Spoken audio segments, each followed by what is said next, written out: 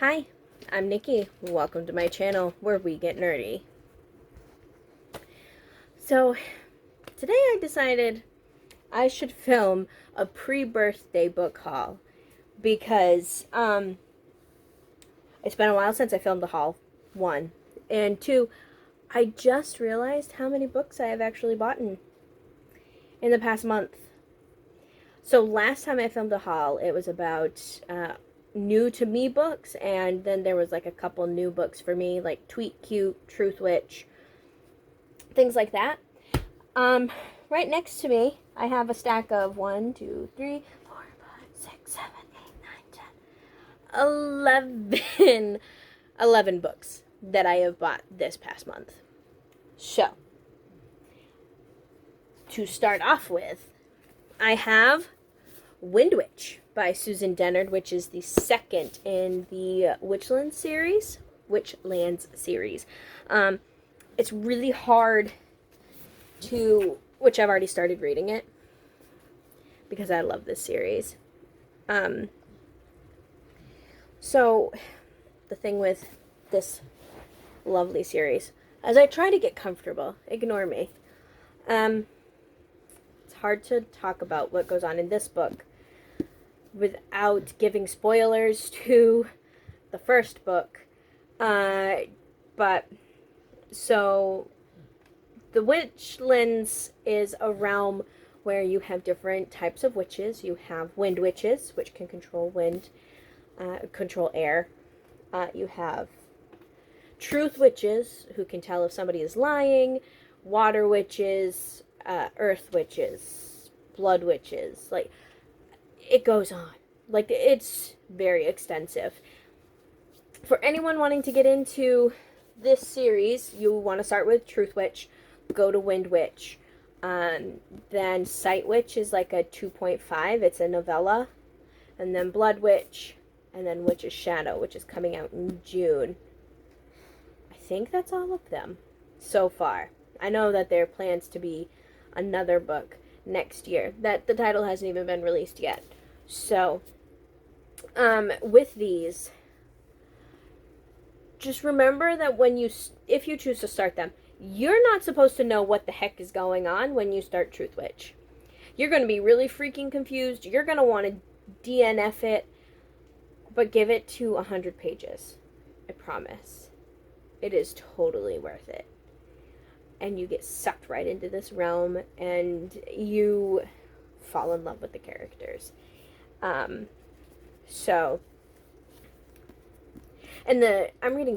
listening to the audiobook as I read this because I struggle with pronunciations. Not sure if we've noticed this by now.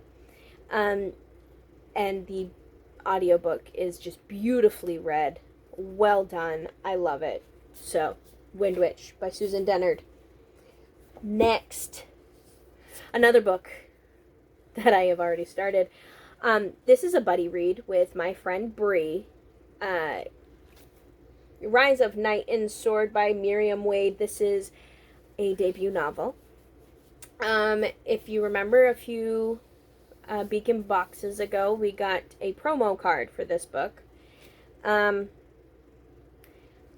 a King Arthur retelling set in the 1920s, but with dinosaurs and steampunk. It's like all you need to know. So, Rise of Knight and Sword by Miriam Wade. Another book that you've probably already seen on the channel because I talked about it it was technically on April's TBR, but it is not getting read. I'm going to be honest, because I'm just not in the mood for this type of book right now. And that is Elantris by Brandon Sanderson. Brandon Sanderson, I think of him like Tolkien, Martin, like epic high fantasy. There are so much going on in these books that if you don't pay attention, you're going to miss stuff. And in this book, this was his debut, and this is the 10th anniversary of it. So there's bonus content even. So that means even more reading Nikki would have to do, which I'm not down, like, I'm not against reading, but I'm not in that mood right now where I can take on a realm as rich as Brandon Sanderson's writing. So, I will read this at some point. Just, it did not get done for April at all. Which I probably should film a wrap-up and a TBR for May at some point. Next, let's start with...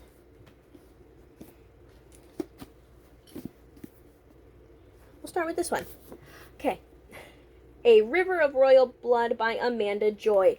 My cousin gifted this to me.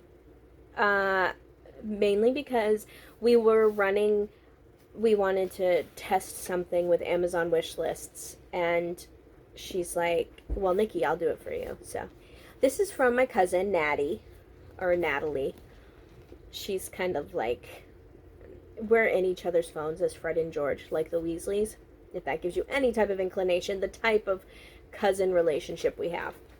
So, A River of Royal Blood. It came out a while ago because 2019, it already has the second book that's been released, which is A Queen of Gilded Horns.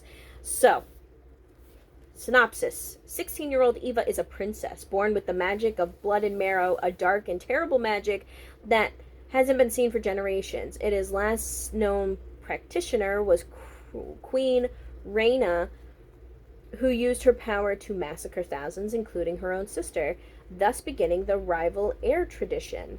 Living in Rhaena's long and dark shadow, Eva must now face her older sister, Issa, on her 17th name day in a battle to the death, if she hopes to ascend the ivory throne, because the queendom of Meyer, only the strongest and ruthless ruler survives. Eva doesn't yet understand her own power, let alone know how to use it, but when an assassin makes an attempt on her life and the fight with her sister looms ever closer, Eva finally turns to a powerful fae instructor and mysterious and handsome prince for help in growing her magic into something to fear. Despite the love she still has for her sister, Eva will have to choose Issa's life or her own. This is the first in a duology. Is an enthralling debut set in a lush, ancient, North African-inspired world full of spellbinding, romance, magic, and adventure. I was sold with the whole, like, there can only be one type thing. But,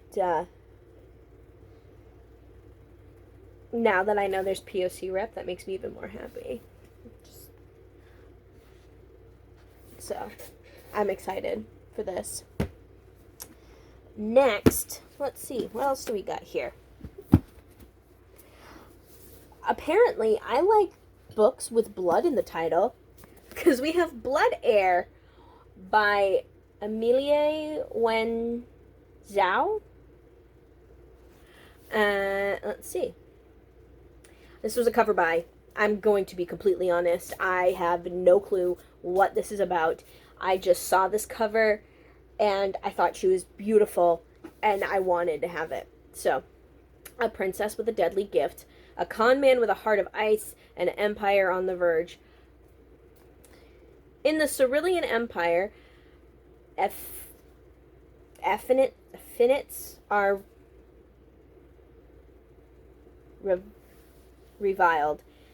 Their various gifts to control the world around them are unnatural, even dangerous. And Anastasia Mikhailov, I'm sorry if I butcher pronunciation. The Crown Princess is the most terrifying. Anna's ability to control blood has been a long kept secret, but when her father, the Emperor, is murdered, she is the only suspect. Now, to save her own life, Anna must find her father's killer, but the Cerealia beyond the palace walls is one where corruption rules and a greater conspiracy is at work. One that threatens the very balance of Anna's world. There's only one person crooked enough to help Anna. Ramson Quicktongue. Ramson is a cunning crime lord with a sinister plans, though he might have met his match in Anna, because in this story the princess might not be the most dangerous player of all. And there's a sequel to this, so I'm guessing it's a duology. I don't know if it goes any further after a duology. Called Red Tigress. And so I am really excited for this now that I know what it's about. So that's, and it's Wen Zhao. That obviously is a POC author, judging by the name. I'm going to guess French by the first name, and then by the Wen Zhao, I'm going to guess Chinese. Let's see. Let's look. Amelia Wen Zhao was born in Paris. And grew up in Beijing in an international community. Her multicultural upbringing instilled in her a deep love of global affairs and cross-cultural perspectives. Boom. At least I'm not totally wrong. I have a thing with, like, figuring out names.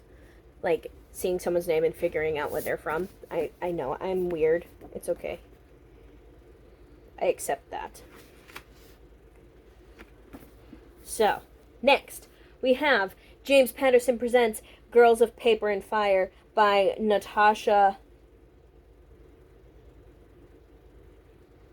I'm not even going to try because I'm going to butcher that. Noggin. Is the N silent or the G silent? Silent. Or do they come together and make a sound? I don't know. This I saw on Bree's. I saw it on Bree's wish list, and I thought it was interesting. Like, the cover was beautiful, so I looked at it, and then when I realized it was James Patterson Presents, I'm like, okay, he presented, Carrie Maniscalco, and she's one of my favorite writers now. So, we gotta look it up. So, on the back, it says, "In my land, we are known as paper girls, easily torn, existing only for others to use and discard. But there's something they've all forgotten about paper. It can light the world on fire and make it burn." Ooh. Okay. I'm good with just knowing that.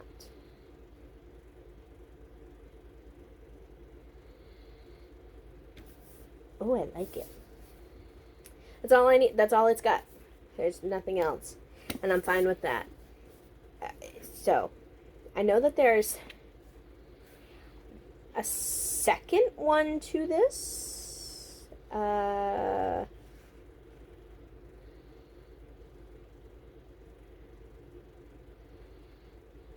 it's called Girls of Storm and Shadow. So, Girls of Paper and Fire. I have apparently got a thing for fantasy. Who would have thought? The next is technically, I think these are technically considered middle grade. But we got Schwab. We got V.E. Schwab. Okay, so this is book 1. City of Ghosts by Victoria Schwab. This is book 2, Tunnel of Bones. And book 3, Bridge of Souls, just recently came out. And that's what got me into wanting to read these, was I was seeing it all over BookTube. Everybody else had been reading them, and I was intrigued. So, the basis of this story is that this girl has a near-death experience, And even though she lives, she now can like pull back the veil between the world of the living and the world of the dead. And her parents are paranormal investigators. Okay, I'm sold. Paranormal investigation shows are like my guilty pleasure. But at the same time, like, they scare the bejesus out of me, and I don't know why. Because a bunch of other people I know have the whole thing of, oh, well, it could be the wind, it could be this, it could be that, which, alright, fine, sure. But, yeah, nope. They still scare the bejesus out of me. But, yeah, I still watch them. So, these will be my first Schwab books that I read. And I'm excited. Next, I only bought this book because of Netflix. And if you like reading and watching BookTube as much as I do, then you will be surprised to know that I just now picked this up.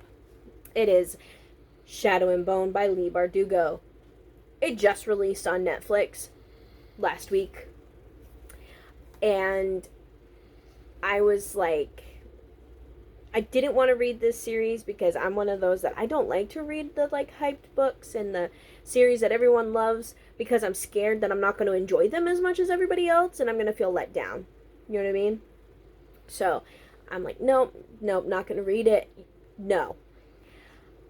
And then the show came out and I really want to watch the show because it looks really good. So it's like, well, I'm going to read the book first because the book is always better, right? So, this is book 1. And then you have Siege and Storm and then Ruin and Rising of this Grisha verse chunk. Soldier, Summoner, Saint. Orphaned and expendable. Alina Starkov is a soldier who knows she may not survive her first trek across the Shadowfold, a swath of unnatural darkness crawling with monsters. But when her regiment is attacked, Alina,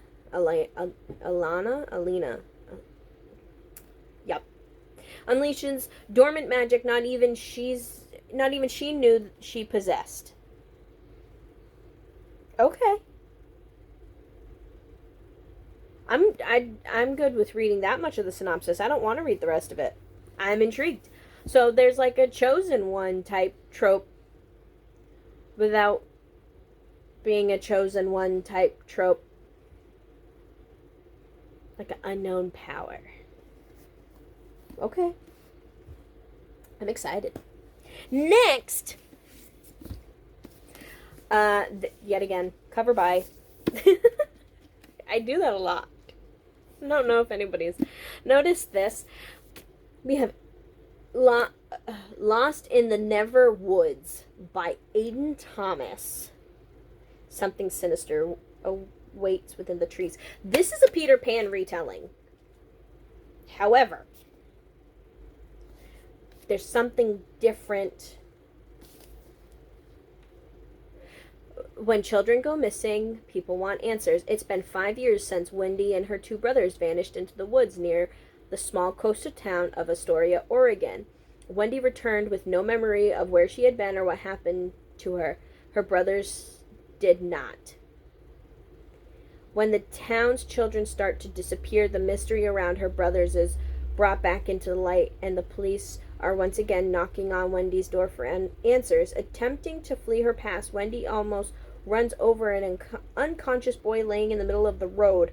Peter, a boy she thought lived only in her stories, asks Wendy's help to rescue the missing kids, but in order to find them, Wendy must confront what's waiting for her in the woods. Okay. I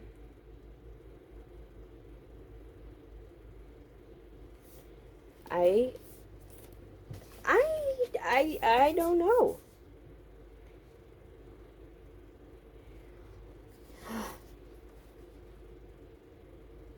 I like it because it's like Unsolved Mysteries meets, like Unsolved Mysteries, true crime, that type of world meets Peter Pan. I'm excited because next to BookTube. The only other YouTube I watch is Bailey Sarian, her murder mystery makeup Monday. Yeah, so crime and books. I like them. I like them a lot. So, Lost in the Neverwoods. What does this look like naked? Ooh, that's a pretty blue. And we got pink on the spine. I like it. It's pretty naked. So, and last book that I've bought. This was a pre-order back in December, but it recently just come out. We have Go the Distance by Jen Kalanita. What if Meg had to become a Greek god? So, this is part of the Twisted Tale series. And the thing with Twisted Tale series is it takes a Disney classic and there's some type of spin on it and it changes the story. So, this is obviously Hercules. The thing with Hercules, at the end of the movie, Hercules chooses to stay on Earth with Meg and forego his spot on Olympus. Sorry if you didn't have already watched Hercules, but it came out in like the 90s, so I figured everybody's seen it. And in this one, it's after Hercules proves he's a true hero and regains his godhood, all seems right in the world. That is until Zeus tells Megara that she can't be with Hercules because she's, well, mortal. Luckily, Hera has a solution, offering Meg a chance to prove herself worthy of a spot on Olympus. As a god, all Meg has to do is complete a mysterious quest. And I'm not going to read any further because in case you haven't watched the movie, there would be spoilers. So, that is Go the Distance. I know the Rapunzel one is coming out later this year. I have the Mulan one. The Mulan one is one of my favorite books. It has gotten me back in. It is what got me back into reading. Was that book. And then I have the Beauty and the Beast one, the Aladdin one. I think I have the Frozen one on my Kindle. But my Kindle's not staying charged, so I don't know what I'm going to do. Anyways, so that is my pre-birthday book haul. That I am now on a book buying ban until I read these books and whatever I get for my birthday. Book buying ban. Minus the pre-orders that I have already done. Which are... Yup. What are they? Okay. Now I gotta figure out how I'm gonna stitch this clip to what I had just filmed so I don't have to redo it all over. But apparently, the 3 books that I have pre-ordered that I can only get until, post-book buying ban is 6 Crimson Cranes by Elizabeth Lim, XOXO by, I'm gonna butcher her pronunciation, so I'm not gonna say her name, but it's a K-pop inspired love story, and it's cute, because in case you haven't noticed, I like K-pop. And then the last one is Our Violent Ends by Chloe Gong, which is the second book in these Violence Delight series. I didn't realize there was going to be a duology. So, I'm excited. But, until next time, remember, you are valid and you are loved.